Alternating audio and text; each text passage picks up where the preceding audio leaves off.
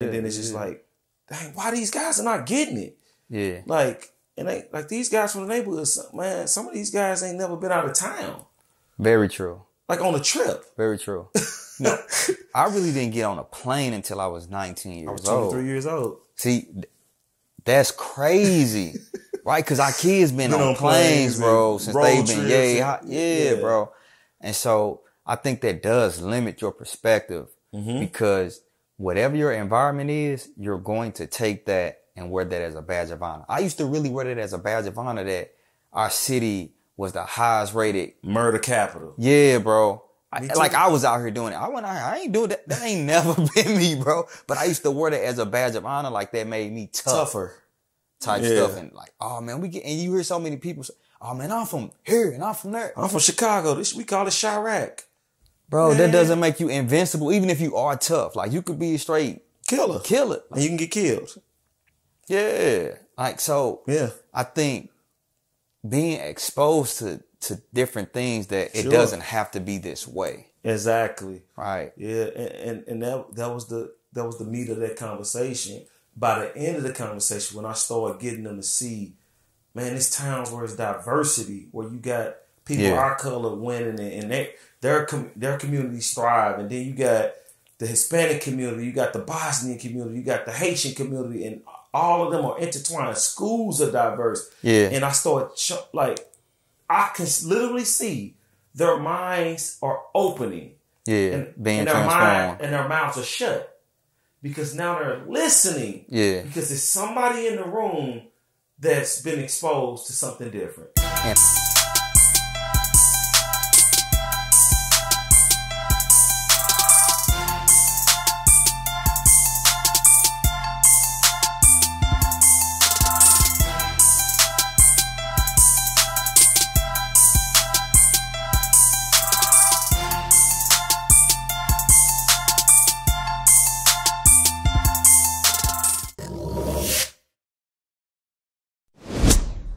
What up, bro?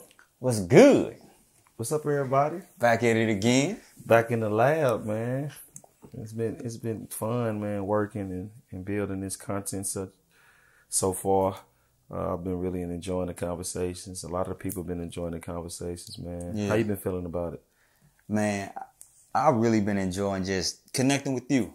Yeah. You know, I really feel like I missed about 6+ years, really, being away from you, James, Naomi, the family. So yeah, I'm loving it. I'm loving it. Learning more about you, learning more about us. Yeah. And then moving in a specific direction together. Yeah. Regardless of what we do on the YouTube platform. Exactly. We have this now. Yeah. Forever.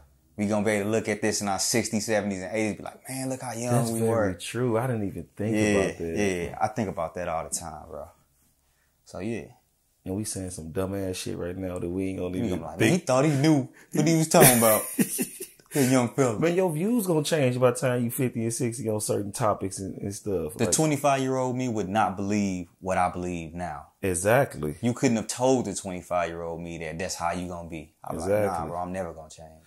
And I think it comes, like, I think a lot of the mindset shifts, the paradigm shifts come from experiences and exposure. For sure. And a lot of times, man, we be thinking we know it all and we don't be doing shit because we ain't never been nowhere and never, been outside of our little boxes. Yeah. And so, of course, you're going to think like the box think.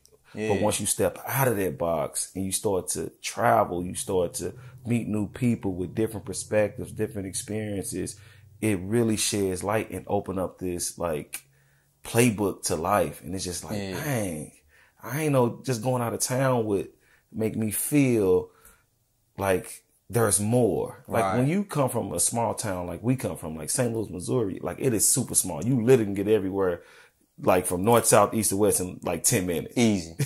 Easy. So, and like, we thought it was big too. We did. We did. And so like, I want to talk about that. Like how exposure changes everything. And being exposed heightens and illuminates life.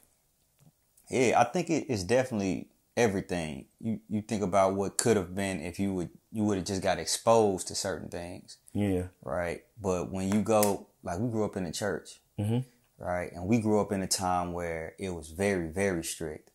Women couldn't wear makeup. They couldn't wear lipstick. They had to come to church with the head coverings on. Yeah, you couldn't wear pants and couldn't even go to Applebee's because they had a bar in it. Yeah, it was crazy, right? And so imagine growing up like that and everyone around you is championing that, reinforcing those beliefs. Yeah. That's what you believe. And nobody can tell you otherwise because everybody that I'm around believes that.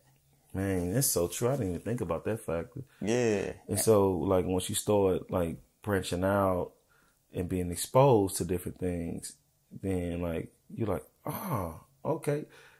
Like, what does that moment look like? Is it still like a wrestle? Is it like... No, I think it, once you get out and you meet genuine people. Yeah. Right? Then it helps. Yeah. You know, for us, we grew up 6 people in one house, right? And so if you want to get your point across, then I gotta out-talk you. Exactly. Right? You ain't lying. Like, we was great debaters early. Exactly. I'm not gonna stop talking. You're not gonna stop talking. And so we just reach these levels, right? Yeah. And that becomes our natural tone of voice. And for me, my best friend at the time, I was talking to him and he said, D, I'm right here. I'm right in front of you. I'm like, what you talking about, man? I know I'm right in front of you, man. Tone deaf, bro. Because that's the way we talk. Or when we get passionate about something. Very true. Our voices raised. Yeah. And everybody's not like that. And so you see the difference and you're like, oh, shoot.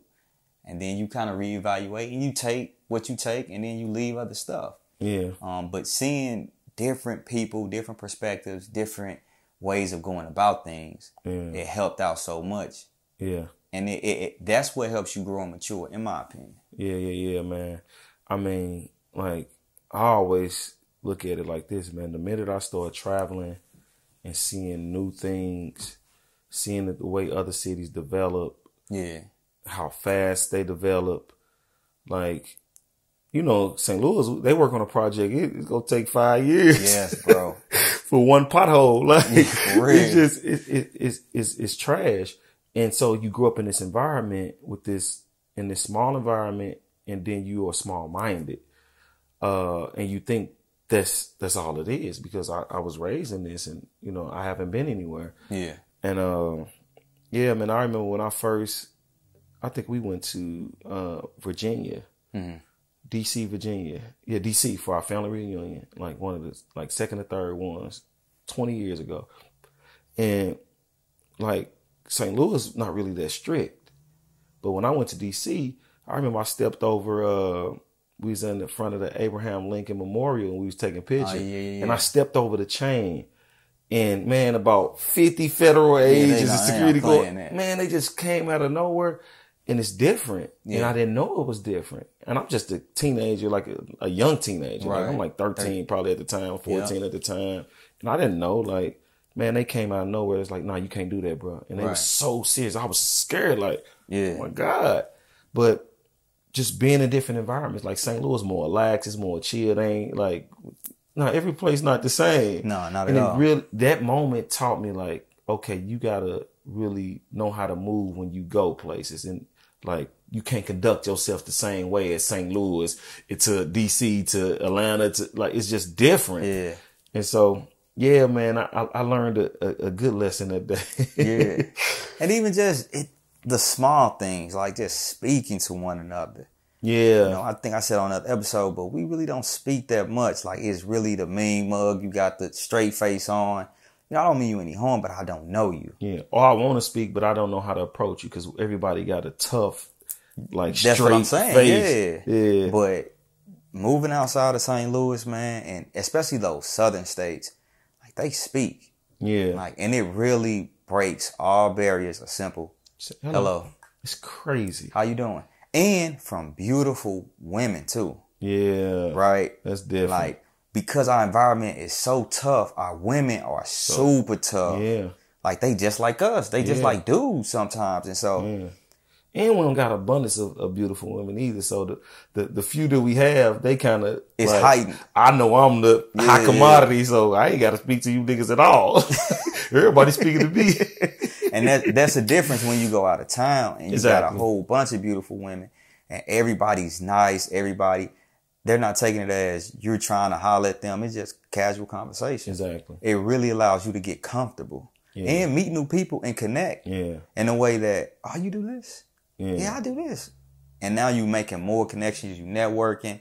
Yeah. And it's a beautiful thing. Yeah, man. I always say like small city, small mind.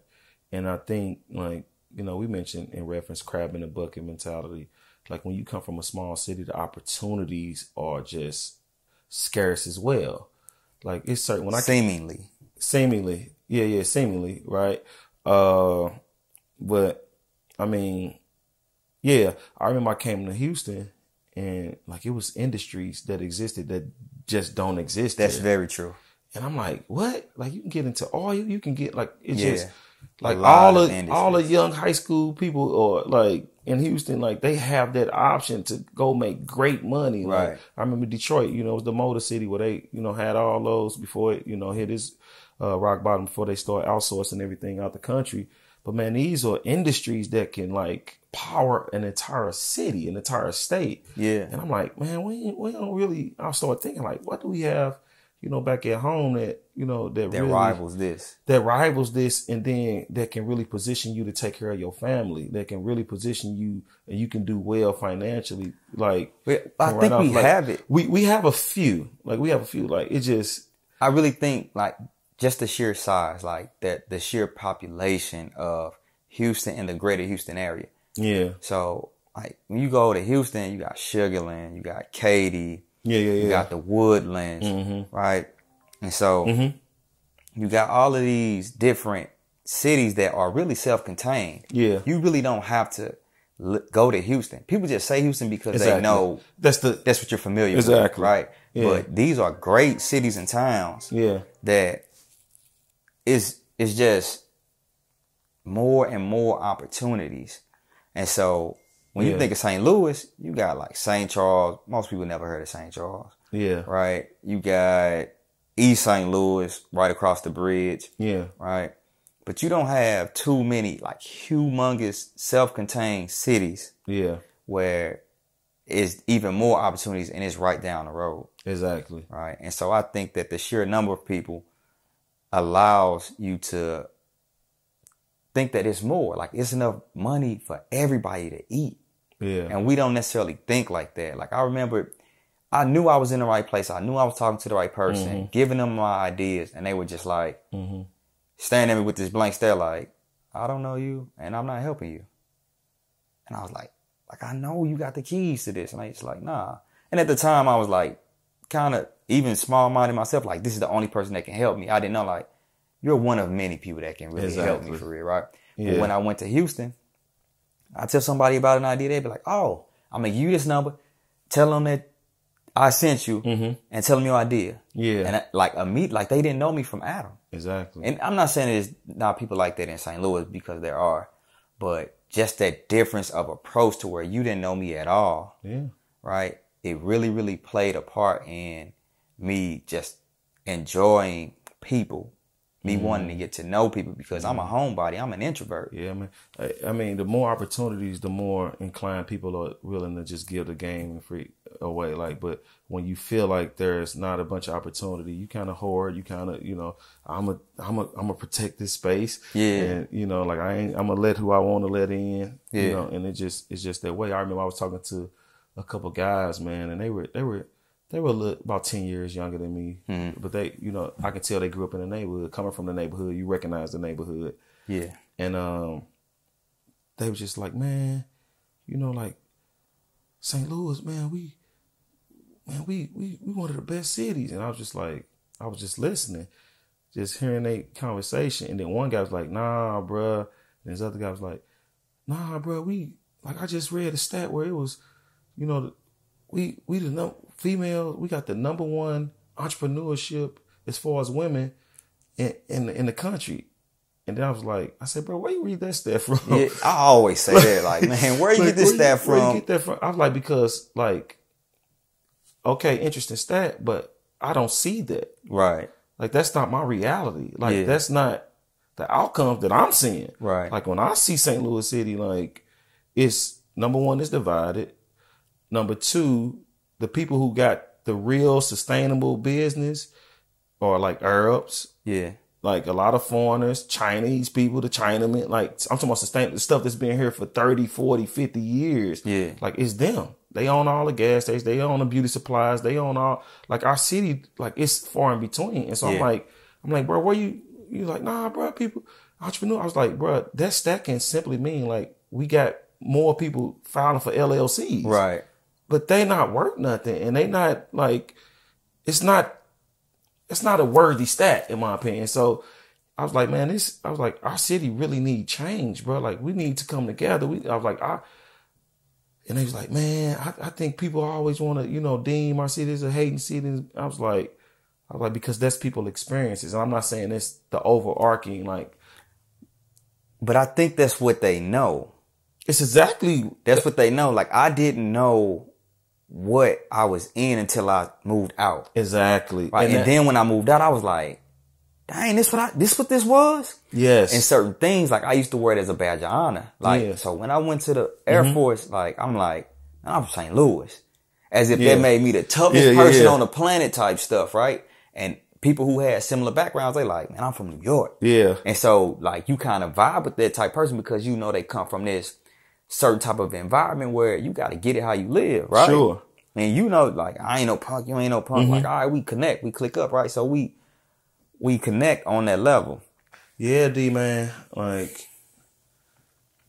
I'm talking to these guys and they just don't get it. And I think that'd be a lot of the breach in the communication with a lot of these topics and arguments and debates is because their mindset and their perspective is all they know. For sure.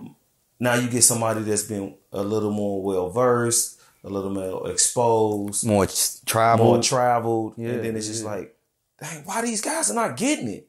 Yeah. Like, and they, like these guys from the neighborhood, man, some of these guys ain't never been out of town. Very true. Like on a trip. Very true. No, I really didn't get on a plane until I was 19 years old. I was 23 years old. See, that's crazy. Right? Because our kids been on planes, bro, since they've been, bro. And so I think that does limit your perspective because whatever your environment is, you're going to take that and wear that as a badge of honor. I used to really wear that as a badge of honor that our city was the highest rated murder capital. Yeah, bro. I was out here doing it. I went out here. I ain't doing that. That ain't never been me, bro. But I used to wear that as a badge of honor. Like that made me tougher. Type stuff. And like, oh man, and you hear so many people say, oh man, I'm from here and I'm from there. I'm from Chicago. We call it Chirac. Bro, that doesn't make you invincible, even if you are tough. Like you could be a straight killer. And you can get killed. Yeah. Like, so I think being exposed to different things that it doesn't have to be this way. Exactly. Right. Yeah. And that was the meat of that conversation. By the end of the conversation, when I started getting them to see, man, it's towns where it's diversity, where you got people our color winning and their communities thrive. And then you got the Hispanic community, you got the Bosnian community, you got the Haitian community, and all of them are intertwined. Schools are diverse. Yeah. And I started, I can literally see their minds are opening. Yeah. And their mouths are shut. Because now they're listening. Yeah. Because there's somebody in the room that's been exposed to something different. And also knows how to engage them. Because we've been where you all are. Right?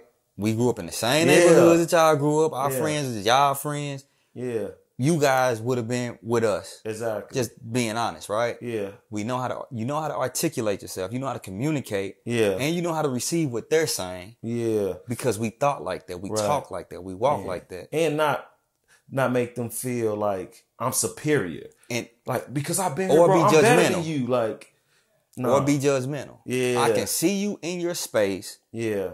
And I can recognize that's really the thing. Like when I talk to younger generations, I'm like, they're doing what they're supposed to do. They're making mistakes. Because they're learning from their mistakes. That's what you do as a young person. Yeah. An older person can tell you 50 million times, this is that. Yeah. And for some of us, we still have to bump our heads and go through it ourselves. Yeah. So do you feel like life is the best teacher? I think it's all on the individual. For me, you ain't really have to. Yeah, I don't have to bump my head. Once you tell me, it's a wrap because you didn't already live through it, right? So last episode you said, if you read a book, you can skip the line. Yeah. If you listen to your elders, you can also skip the line. It's true. And I just took that wisdom, like, yeah, you're telling. That's Pop used to always. You were say always so good at that. I had to bump my head a few times. And that's what even me and touch my that daughters. soul. It's hot as hell. And D go right over there. And those are my two daughters. Yeah. My oldest daughter, she got to experience it. She got to bump her head. My youngest daughter, I see tell that. her, and she'll be like, okay. Yeah. She never got to experience it. Yeah, I can see that. But, That's crazy. But having that knowledge that that's how my brothers, that's how D was, that's how James was, that's how I am. Yeah. Everybody's not got the different same. learning styles. Yeah. You know who really put me on notice, D? We were in the 4th grade. You were going to the 4th. I was going to the 5th. And we were at Wyman Elementary. And we were at Baton by that time. No. We still at Wyman. Oh, we transferred mid-season. Yeah. So you had Mr. Ringley. Mm-hmm. And I came and it was some subject you were struggling in. Let's call it math. Yeah. And then I said, you wish he was me, huh? And he said, no. You were you and he's him. Thanks, Mr. Ringley. Man, he had to, and I was he like, trying to play me like I showed y'all to play you, boy, and he just set me all the way straight. And then that helped me realize, like, we're all different. You have your strengths and weaknesses. I have my strengths and weaknesses. Again, we come together and it's beautiful, right? Right. But when you're speaking to the younger generations, you got to understand that they're going to make the same mistakes that your generation made. Yeah. That you made when you were younger. Yeah. And you didn't listen all the time. Right. Right. So coming from a place of, I want to help, and I'm not preaching to you. Correct. I'm not trying to shove this down your throat type stuff. Yeah. And I'm not trying to act like I'm the big fish in a small pond and make y'all feel less than because y'all don't know what I know and y'all ain't been where I've been. But I'm also receptive of what you're saying. Yeah. Right? Because you still have your own unique experience. True. Right? That's really the problem. Like anytime you're talking to somebody and you're listening and then once you try to say something, they just overtalk you. Yeah. In that moment, you like, it's over. I checked out. Yeah. And it happens with the same thing with the younger generations. Yeah. Yeah, you may know, but you may not know that particular situation. Yeah. And even if you do, shut up and listen. Yeah. The same way you want them to shut up and listen. Yeah. You need to shut up and listen. Yeah. Hey D, I remember we were talking, man, and you were telling me about this book you read. Yeah. It's kind of similar to what we talking about. Yeah, it's I think it's called it's in the Republic. It's called Plato's Allegory of the Cave. And the way it's structured, I would have never picked up that book, y'all. Just the title of it would have threw me off. It's good, bro. Yeah. You see, you know what's crazy? You see it all the time in movies. Yeah. You see it in the Bible. You see it in countless books, right? Yeah. And you see it in real life, most importantly. And so basically 2 guys have a conversation and it's set up like everybody's in this cave, right? They're chained to like rocks or something and they're in complete darkness, right? But the opening of the cave shines a light through.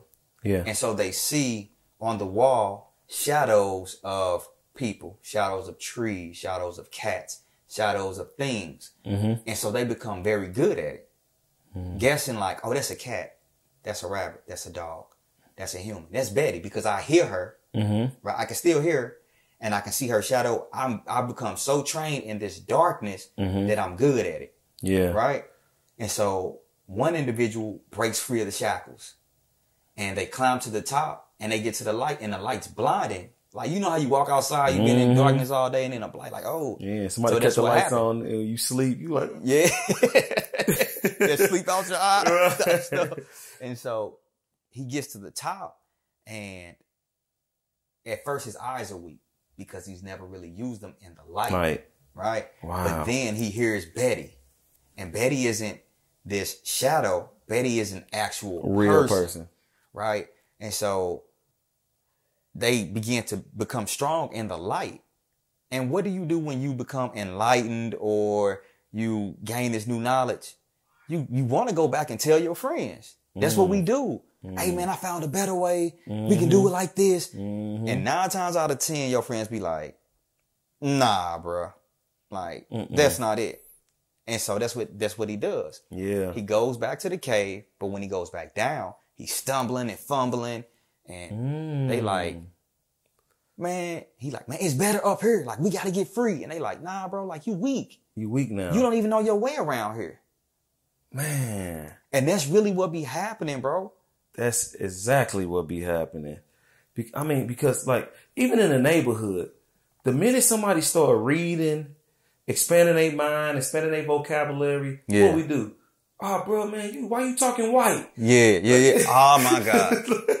Like, what, man, why you talking white, bro? Man, you getting soft on us, bro. Yeah. You leave and go to the military or go to college, you come back home and you ain't chucking up the shit though, boy, and and you straight up and down and, oh man, you changed on me. How many times we've heard that?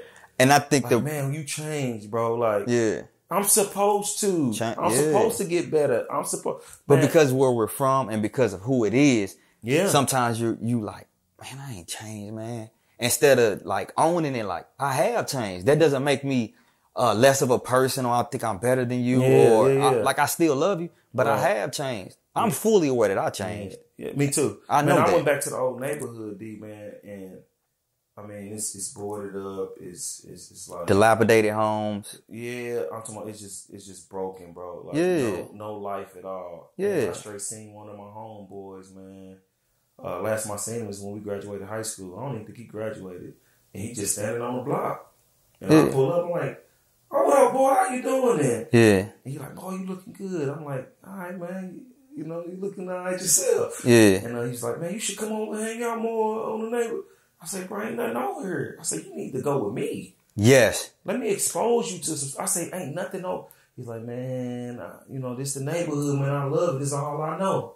That's all they know. And that's the decision that you have to make when you really look at people who they had an opportunity to expand beyond their previous predicament or circumstance.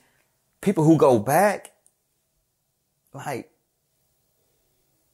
why? I understand you want to help people up and impact, right? Where you come from. But y'all are going where they still like murdering people, bro. Y'all still trying to be outside. Number one, you don't even know what the current environment is. Things have changed. So you don't know what's really rocking because you're not in it. When you were in it, you knew exactly, oh, we got beef with this person. This is this. I shouldn't be over here. But when you're out of it, somebody may remember you from, and they still think you the old you. Right? Or you just maybe attached to somebody who they still living their life. And now you become a victim of some nonsense that you ain't even on no more. Yeah. That's kind of how the late Nipsey Hussle got killed, man. Staying in the neighborhood, kind of come back and, do biz and revival. Like, sometimes, man, how you feel about that?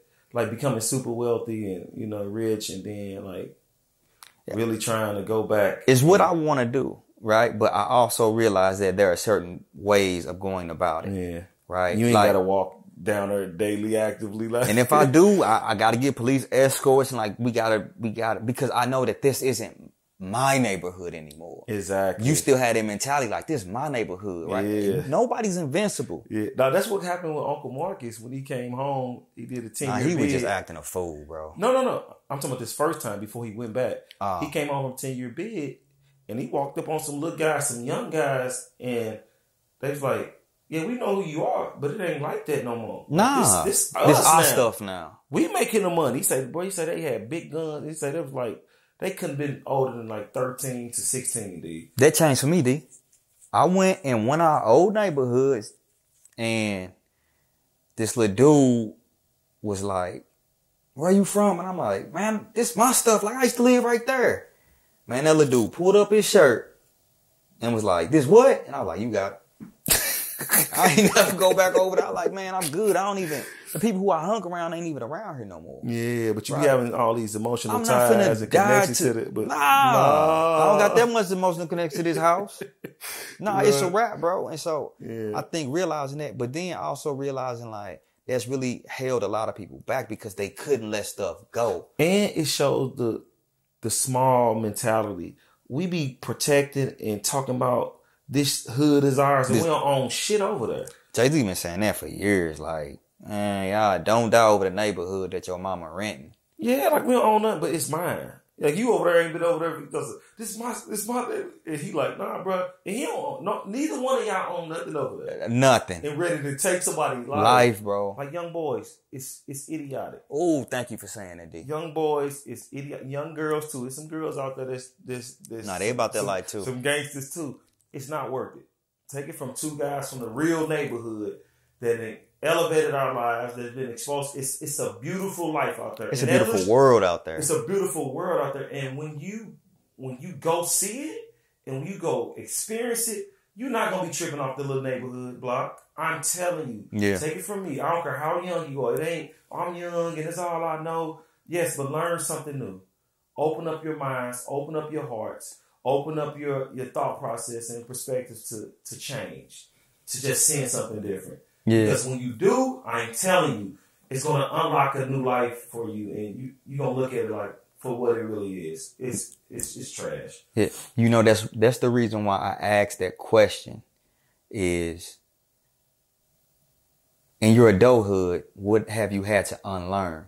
Yeah. Because I really take that as almost a superpower. Well, you know, I could do, when I answered it, I said, bro, I can say 1,000 things I had to unlearn. It's so much. Yes. But I had to give you one that's rapid fire and we had to move on. Yeah. But man, that unlearning process, it's well needed, but it's also challenging. It is. Because I realized, like, once I go back to the neighborhoods, I put that persona back on. Yes. And you talk a certain way. I ain't tread the grade no more. Like, I'm big tread. And it's like, because a lot of the stuff I started, a lot of the stuff I adopted from other neighborhoods, because the neighborhood that I really influenced the most, it was a decent neighborhood. It was a middle class neighborhood, working class people. It wasn't all that over there. But then I left and I started hanging around some cousins and some family members that was from that, and it was $1 million set, and it was the trenches. I just started bringing it back. And so when I go back over there, I'm like, oh yeah. Like you put on that persona. And I ain't saying I'm Tookie Williams or, Larry Al Hoover, Capone type stuff. Nah, not by far. I was just looking for love because that was a unique time in my your life. Years. Yeah. Dad and mom separated at the time. I started staying with friends. And so I'm looking for love. And what do most people do when they don't got parents or support a family? They look for it in the streets. Yeah. And so you create gangs and that's why you make a your lot own of stuff family. start, right? Yeah. You make your own family. And so, like, yeah, man, I go back and I'm like, man, y'all gotta, and they like, what up, OG? Like, man, yeah, like, and they welcome me in. I was just like, this ain't who you are no more, bro. What are you doing? Right. You need to be trying to elevate them and pull them from. Yeah. So that's the posture I take now. But yeah, man, it's hard to unlearn this stuff, man, and really, it's like you downloaded and uploaded stuff out of the computer. It's like it's still, it's still, like it still has that impression, but man, look, man, we done came a long way, man, and I just want to encourage somebody to tell them like you can too. Yeah. Because a lot of people think there's no way out of this stuff. A lot of people come home from the joint, doing a bid, and think, oh man, I gotta go right back to what I know. That's really what be setting a lot of people back, bro. Because when you go, like, just me being honest, I'm really low key. But when I get around my family, my voice raised, I'm doing certain mannerisms type stuff. And so that's what happens for real. If you're in an environment that's not conducive to your livelihood, right? A successful life, right? Growth and change. Then you got to change the environment. That's just me being honest. Like, we got a few family members, like, they time and time again, get out, go back to the same environment. Get out, go back to the same environment. And then this last time, they got out and they went to a completely different environment. Now they got their own businesses. They thrive in this environment. Exactly. Right? And it's not even St. Louis. Like, you can be from wherever. Louisiana. It's a hood anywhere. Yeah. And then come to St. Louis and thrive because you're not from that environment and now you're not looking and you don't have these places that you're familiar with. Like, it's easy to fall into familiarity for real. It is. It is. Just because you're familiar with, man, I know this, so I'm just I gravitate towards this. Yeah. And that's really what be happening. But so, Major Jim, do not underestimate the power of environment. That's it, D. Major key. That's it, D. Yeah, man. So let me ask you this. Hold on real quick. Another thing too, your environment can shape you and give you a certain mettle, a certain toughness. Grit. To be able to go out anywhere. It's a lot of kids from St. Louis, bro. They got so much grit that if it was channeled into the right direction, they amazing. If you can make it, I really believe if you can make it in St. Louis, you can make it anywhere, bro. When I be going out of town, it be like, oh, this is a breeze. Yeah, the opportunities be flowing. Like I'm telling, it's just bro. It's a tough city, and if you can survive it, if you can come out, if you can take all your experiences and make it your own and craft it and protect it and project it, bro, I'm telling you, you can make it anywhere. Yeah. Like, it's easy. Real talk. Easy. So the question I was going to ask you is, like, where did your shift come from? Like, when did you, like, get that? Because you always been, like, a solid guy, but you from the neighborhood, and so, you know, you had to take care of your business time. But when did you, like, when did that exposure, when did that change happen for you? Because I know we talked about you leaving, you know, for 6 years, and that was I'm sure that was a huge pivotal point because you were young still. Yeah. Like, so I think just the Air Force in general, like when you change the environment, period, like it was just one of those things where, you know, you're in an environment and you don't know how bad it is, but you know that certain things need to change. Exactly. Right. I just knew that. Again, I didn't want to pay for college. Everybody was saying that college is the way. Yeah. Right. And the Air Force, it takes you out of your environment and puts you in a completely new environment. Yeah. And then once I got in it, it was just, I got exposed to so many people. Yeah. And then they came with their different perspectives, and it was like, oh, I like that. I can take that. Right. I think for me, I've always had the ability to recognize opportunity. Like, oh, that's good. I can take that. I can use that. And then I just had great people in my life, bro. It wasn't like a aha moment type stuff. Exactly. It was just like Tread the Great walked into my life, and then he had this amazing view on this. And I took it, and then I added that.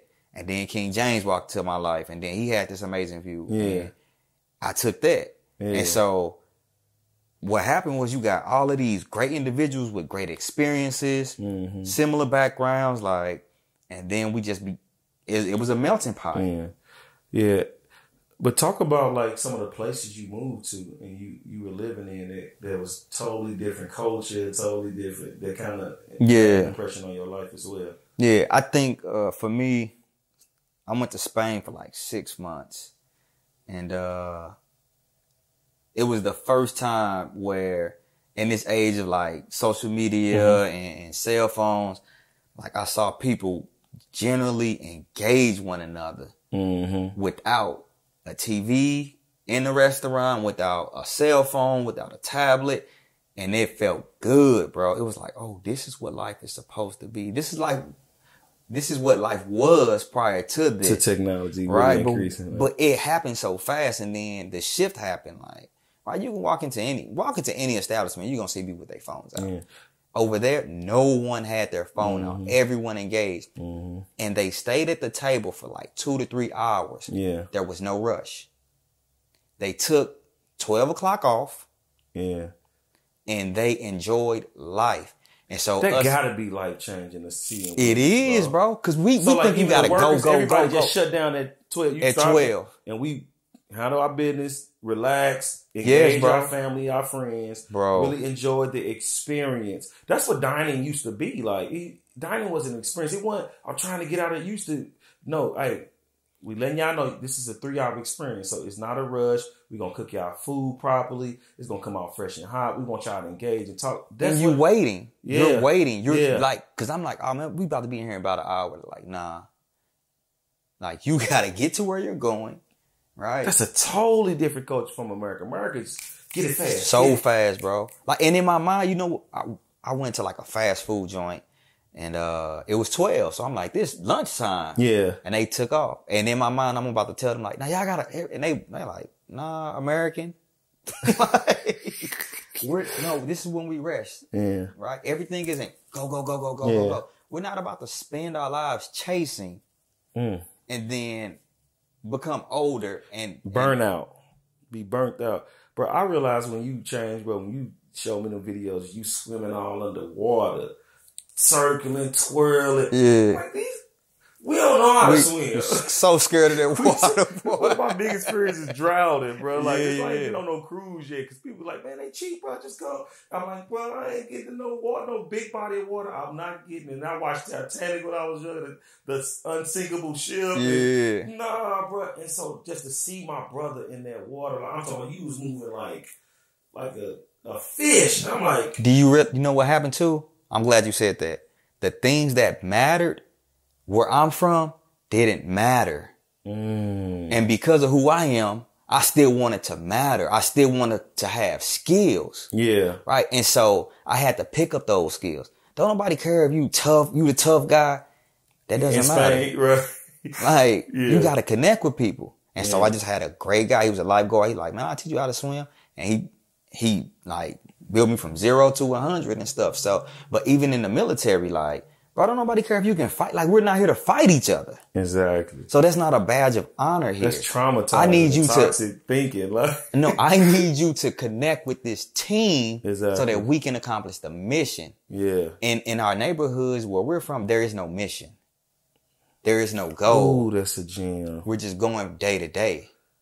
Right? That is so true. And so the military taught me that structure. A lot of kids can really benefit from it, but to be honest, you're scared. Like, how am I scared of a drill instructor, right, yelling at me, but I'm not scared of these gunshots is going off every night? Come on, man. Drive-by shootings. That doesn't faze me. The dope heads on the corner, looking like zombies. You ain't scared of that? Nah, that don't faze me. But that new environment, the structure, yeah. But that's what we need. And that time, like, man, I can wake up like, man, we talk about it, like, man, you're not going to outwork me. Yeah. In my mind, you're not finna outwork me, bro. Yeah. And in your mind, you're not finna outwork me. We've always been like that, now, though. Ever since we was pushing cars at Snooks. But pair that together it's so in a team environment.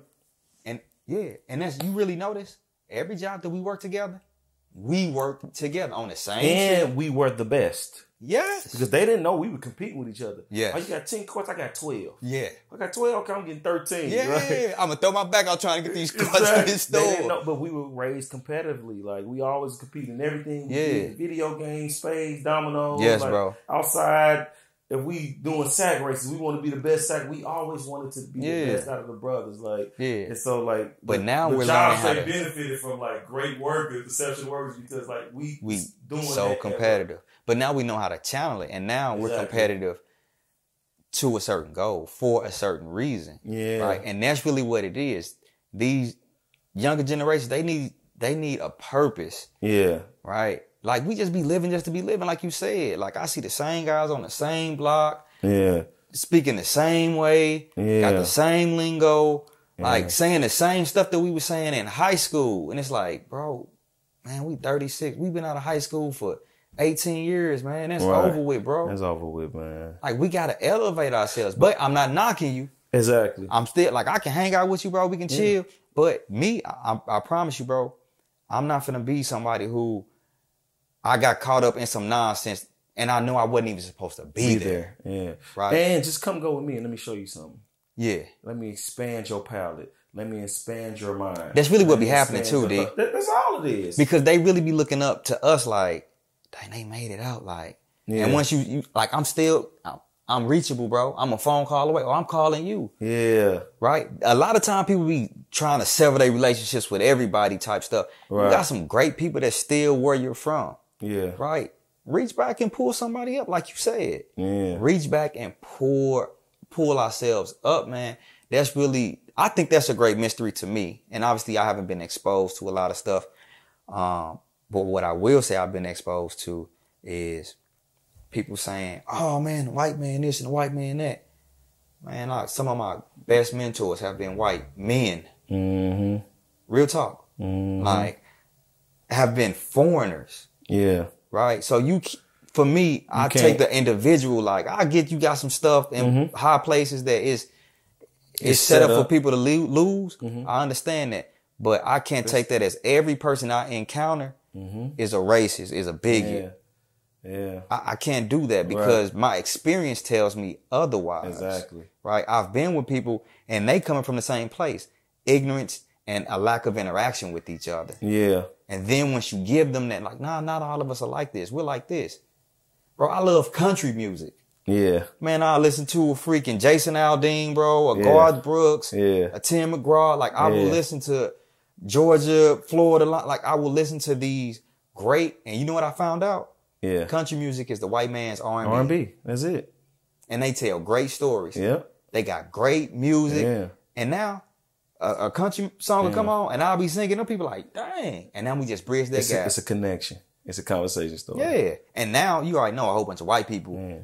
No, I be in hip hop. I be in Texas Roadhouse singing them songs, eating that good butter bread. That cinnamon. I do country songs, They like, okay. Yeah. Because they judge, everybody judges how you look. Everybody. Like we always initially, say. Yeah. Like they see a black guy with tattoos singing country music. They're like, okay.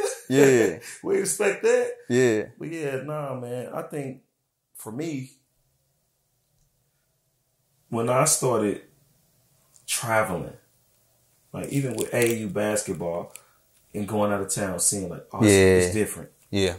I remember we went to Atlanta to a place called Run and Shoot. I don't even know if that place is still at. Next time I'm in Atlanta, I'm in Atlanta all the time, traveling clients. I say, it's different. We was at a place called Run and Shoot, and they had about, at the time, I was a kid, so it seemed like it was 30 courts in one place. Just limitless. And I'm like, y'all got 30 basketball courts all next to it in one gym? I had never seen nothing like that. Yeah. So it started, like small little sprinkles like that started opening up my mind and my eyes. And like, okay, it's different. Like every place is not the same. You just automatically think every place is the same. You do. And so traveling, we went to Atlanta, we went to Louisiana, we went to Kansas, we went to it was like a straight tour we went on. There was another spot I'm forgetting. It's escaping me right now. Just multiple cities though. Yeah, with Northside Community Center, man, that was one of the best times of my life. Because we young, we hooping, we traveling, we seeing different places. And man, like shout out to Leon Thread, Tori Davey, man. If y'all see this, man, love y'all. They were like father figures to us. And they exposed us. Yeah. And that was like going into my junior year. And I was never the same after that. Yeah. And I was like, man, because we weren't like heavy travelers as a kid. We went to like family reunion stuff, but we was like moving every week. Yeah, I remember. Yeah. And so man, that's what really changed my life. I started seeing life from it because people were speaking and nice and people were happy. Yeah. And this tough guy I didn't have to be. Like I could really relax and let my hair down. I was like, I want this for my life. Yeah. And so now I got to surround myself around those type of thinkers and those type of people. And then once you leave, right, and get a new environment, like you said, God, the universe, whatever you believe in, man, I've never been in a place where I didn't run into some amazing people, bro. Yeah. And that really changed my life. Yeah. Like that's why I'm out of here, St. Louis. Y'all gonna miss me. You gonna miss me when I'm gone. You gonna miss me when I'm gone. Man, I've been trying to get you down there to Houston, bro. Like I'm coming. I want the whole family to I'm coming. Down. You know, Atlanta is better for my career because just it's everything working on set, movie sets, commercials, everything is happening down there. Even but Houston, we got some stuff planned for the family that's gonna supersede this. So I can chase individual success, but family success is so much greater. So much better, bro. Yeah. Another one in the books, man. Sometimes, man, we gotta take the judgmental eye or the judgmental approach away and really look and see people for who they really are. I was in a room with 3 guys from the neighborhood that just couldn't see what I saw. Not because they're bad guys, simply because they just don't know. And sometimes it's all we know. But I do encourage, read a book, travel, experience life, learn, so that you can be equipped with more knowledge. And with more knowledge comes a better life if you apply that knowledge. Thank y'all for being here with us again. I'm Tread the Great. I'm just Daniel. All things connected, baby. I know y'all loving this content. It's getting better. We're getting comfortable on the screen. Hey, we're getting better. It's over with. The set's looking nice. Lighting nice. Conversation. Just Dan over there. Relax. And yeah, so we're going to keep it pushing, man, and keep it coming to y'all, man. Thank y'all for being here. Like, subscribe, comment, turn the notification bell on. It helps us grow. And spread the word. Spread the word. When you learn something, pay it forward. If you get some good content, you found some gems in this information, pay it forward. Share. And not because of the algorithm. Share because you care about that person and they can use this information. Yeah. Awesome. Yep.